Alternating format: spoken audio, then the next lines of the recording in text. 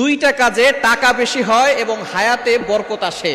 এই দুইটি কাজ যদি আপনি করতে পারেন, আল্লাহ পাক রব্বুল আলামিন আপনাকে সম্পদশালী বানিয়ে দিবেন, হালাল ভাবে আপনি ধনী হতে পারবেন এবং আল্লাহ তাআলা আপনার হায়াতের ভিতরে বরকত দিবেন যদি আপনি দুইটি কাজ করতে পারেন। নবী সাল্লাল্লাহু আলাইহি ওয়াসাল্লাম জানিয়ে দিয়েছেন, বুখারী শরীফের হাদিস নাম্বার 1, 1 নাম্বার হচ্ছে আত্মীয়তার সম্পর্ক বজায় রাখা। আপনি আপনার সকল আত্মীয়তার সাথে ভালো সম্পর্ক রাখবেন। নবীজি সাল্লাল্লাহু আলাইহি ওয়াসাল্লাম জানিয়ে দিয়েছেন, সিলমান কতাক ওয়াফু আম্মান যালামাক। যদি কোনো আত্মীয় তোমার সাথে সম্পর্ক ছিন্ন করতে চায়, তুমি সম্পর্ক জড়িয়ে দাও। ওয়াফু আম্মান যালামাক, কেউ যদি তোমার উপরে জুলুম করে, তুমি তাকে ক্ষমা করে দাও। সুতরাং নবীজি সাল্লাল্লাহু আলাইহি ওয়াসাল্লাম সুন্দর শিক্ষা দিয়েছেন যে মানুষের সাথে সুন্দর ব্যবহার করতে হবে।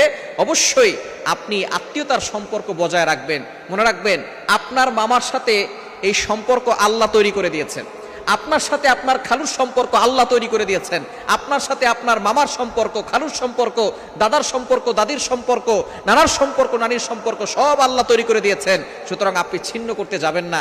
ছিন্ন করলে আল্লাহ তাআলা রাগান্বিত হয়ে যাবেন। হ্যাঁ, আপনার আত্মীয় স্বজন যদি আপনাকে কষ্ট দেয়, আঘাত করে, আপনি দূর থেকে হলেও তাদেরকে খেয়াল রাখবেন, তাদের খোঁজ খবর নেবেন, আপনার দায়িত্ব আদায় হয়ে যাবে। এই কাজটা যদি আপনি করতে পারেন, আত্মীয়তার সম্পর্ক বজায় রাখতে পারেন, নবীজি